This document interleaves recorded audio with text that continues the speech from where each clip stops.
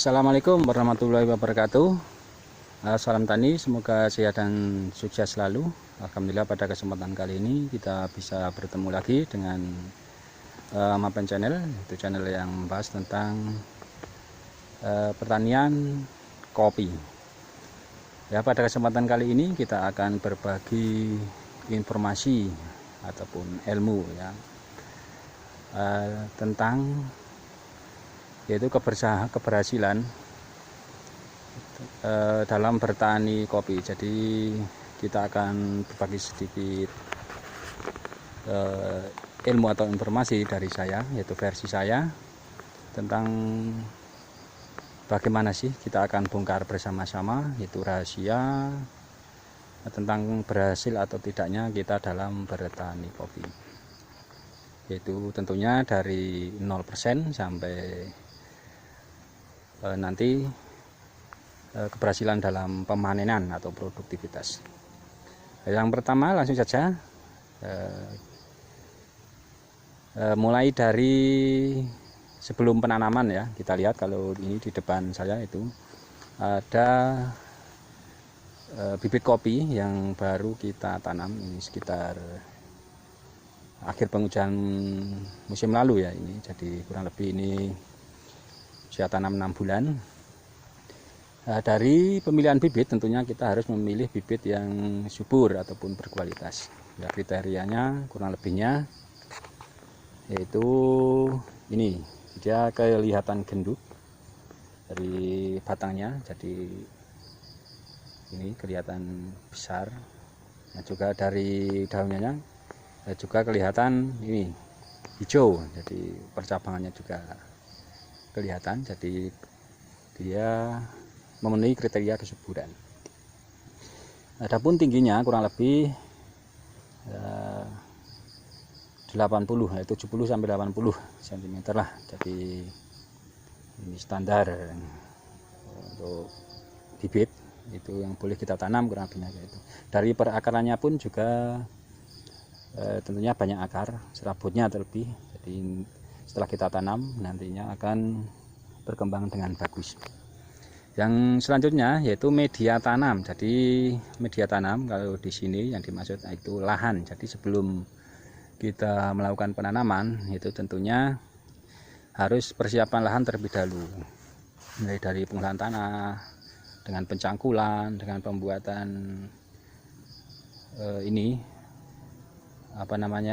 saluran irigasi dan lain sebagainya, dan pembuatan kowen tentunya. Jadi sebelum kita penanaman, kebetulan ini sudah kita lakukan penanaman. Ini penanaman serentak ya, di bagian sini ini serentak. Nah, kebetulan ini tumpang sari dengan tanaman pepaya dan juga ini ada labu waloh juga. Jadi nantinya akan kita gunakan sebagai naungan di musim kemarau terlebih, jadi agar menjaga kesuburan ataupun pertumbuhan pohon kopi tersebut.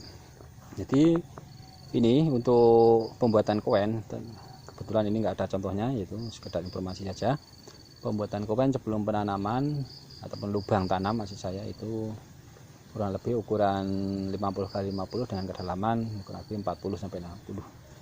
Nah, nanti teman-teman bisa ulah tanah ini galian dengan dicampur dengan pupuk kandang di bagian atas daripada galian, ini dicampur dengan pupuk kandang yang nantinya digunakan untuk menguruk pohon kopi yang sudah ditanam itu di bagian bawah, jadi kebalikannya.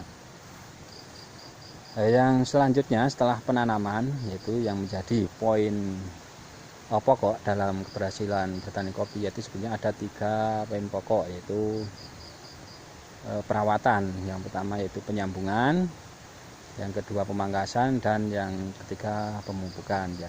Itu akan kita bahas satu persatu.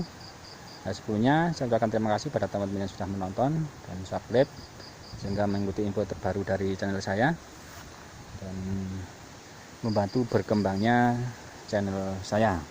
Ya, kita lanjutkan, kita akan bongkar ataupun kupas tuntas mulai dari penyambungan. Jadi penyambungan Itu dilakukan ini teman-teman, setelah kita melakukan penanaman dan pohon kopi kira-kira ini usia 8 bulan ataupun 1 tahun, itu kalau keadaannya subur itu bisa dilakukan penyambungan. Nah, ini kita lihat di depan saya ini dilakukan penyambungan ini bulan kemarin, jadi ini 1 bulan ya kurang lebihnya. Ini alhamdulillah sudah hidup dan perkembangannya cukup subur dari tanaman baru. Setelah kita melakukan penyambungan, yang tentunya nanti kita akan melakukan perawatan pemangkasan setelah penyambungan juga. Namun ini contoh yang sudah kita lakukan. Jadi dalam penyambungan ya kita jelaskan dulu, pemilihan entres itu harus benar-benar diperhatikan. Jadi entres yang berkualitas, baik dari tunas raja ataupun tunas ranting, itu terserah teman-teman. Yang penting harus diperhatikan kualitasnya. Jadi perkembangan setelah penyambungan ya ini bisa dilihat, ini dari tunas ranting ya teman-teman. Ini alhamdulillah ini di tahun kemarin ini kita lakukan penyambungan dan sekarang sudah mulai berbuah, kelihatan ini buah mudanya. Jadi nggak butuh bertahun-tahun untuk bisa memproduksi kopinya setelah penyambungan. Yang selanjutnya setelah penyambungan ini teman-teman bisa melakukan pangkas, yaitu pangkas bentuk. Jadi pangkas bentuk, jadi ketika kita baru bisa melakukan penyambungan, ini tunas-tunas ini akan banyak tumbuh di atas ini entres yang kita sambung. Ini misalkan ini. Nah, ini kelihatan. Nah, ini harus kita sortir ataupun kita pilih nanti yang akan dipelihara, yang nantinya akan digunakan untuk percabangan produksi, dan yang kita buang. Jadi harus benar-benar kita perhatikan, jadi jangan asal pangkas. Tentunya kita harus memilih cabang yang bagus ataupun sesuai kriteria untuk nanti bisa mengeluarkan produktivitasnya. Sedangkan untuk yang pengganggu ataupun tunas-tunas cacing ataupun tunas ini yang kurang sehat, tunas ranting dan lain sebagainya, ini saya sarankan untuk bisa dibuang. Jadi kita pelihara untuk satu pokok tanaman itu ya kayak tadi 3 ranting saja. Jadi nanti kalau bagus kita lakukan perawatan yang intensif, ini akan lebih maksimal produktivitasnya daripada kita memelihara banyak percabangan ataupun perantingan namun kurang berkualitas. Baik, yang selanjutnya kita sambil jalan, yaitu pemangkasan perawatan. Itu pemangkasan perawatan itu meliputi beberapa macam, yaitu pembuangan tunas-tunas air, itu tunas yang tumbuh di batang pohon kopi. Jadi ini contoh tunas air, ini harus kita buang. Tunas-tunas cacing ini ada tunas cacing teman-teman, jadi harus kita buang juga. Ini ciri tunas cacing, dia hanya 2-3 ruas, tidak mempunyai pupus lanjutan dan dia bentuknya kecil. Ini harus kita buang teman-teman, karena dia akan mengganggu dan tidak memproduktivitas kopi dengan optimal. Nah, yang selanjutnya ini juga tunas air. Ini contoh teman-teman. Nah, ini tunas air, ini harus dibuang. Nah, ini kita lihat, ini contoh buah kopi yang sudah membentuk buah. Ini untuk tumbuhan di tahun ini, mudah-mudahan ini bisa bertahan sampai fase pemanenan nantinya. Yang selanjutnya ya, setelah kita melakukan penyambungan, pemangkasan, juga tentunya kita melakukan yang namanya pemupukan. Jadi pemupukan itu dilakukan ini 2 kali dalam setahun teman-teman, dengan dosis yang tepat. Itu dilakukan di awal dan di akhir musim penghujan. Jadi misalkan saat ini teman-teman bisa melakukan pemupukan karena Ini bisa dikatakan lagi di awal musim penghujan ya teman-teman. Jadi waktu yang bagus di bulan Desember ini teman-teman bisa melakukan pemupukan yang pertama di awal musim penghujan. Nah, ini contoh sudah kita lakukan pemupukan. Itu jarak pemupukan untuk pupuk kimia itu bisa ditabur saja dengan pembersihan sebelumnya di daerah sekitar akar. Itu kita tabur sekitar 60-70 cm dari pangkal batang ya teman-teman. Sedangkan untuk pupuk kandang ataupun pupuk organik itu bisa ditaruh di sebelah luar ini pupuk kimia. Kalau misalkan kita menggunakan pupuk kandang, itu kita membuat koin ataupun rodak terlebih dahulu, yang artinya pupuk kandang tersebut akan ditaruh di dalam koin ataupun rodak tersebut ya.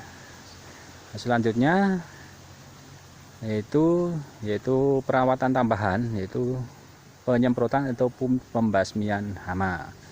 Jadi hama penyakit itu biasanya ada kutu putih, kutu hijau, atau kutu kebul dan lain sebagainya, dan juga penggerek, baik penggerek cabang dan juga penggerek buah. Itu teman-teman bisa melakukan dengan pembasmian hama dengan melakukan penyemprotan cairan kimia pembasmi hama tentunya ya.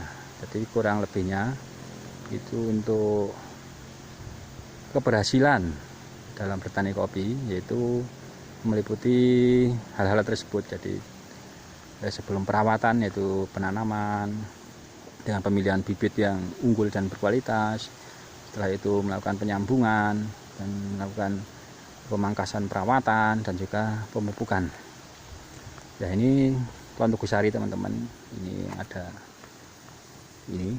Jadi pemangkasan yang paling penting ini harus diperhatikan. Jadi mana yang harus dibuang dan mana yang harus dipelihara. Kalau ini kenapa tidak dibuang, karena ini adalah bahan teman-teman, bahan untuk entres dan juga untuk bahan B0 untuk pembuahan di tahun depan. Jadi tergantung teman-teman sesuai kebutuhannya, apakah itu untuk entres penyambungan ataupun untuk bahan pembuahan di tahun depan ya. Kiranya cukup sekian tentang tip ataupun rahasia yaitu keberhasilan bertani kopi dari kosong sampai pemanenan. Itu kurang lebihnya tahapan-tahapannya dan prosesnya yang harus dilakukan itu kurang lebihnya seperti itu.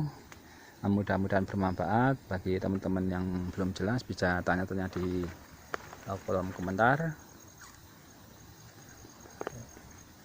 Cukup sekian, mudah-mudahan bermanfaat ya. Wassalamualaikum warahmatullahi wabarakatuh.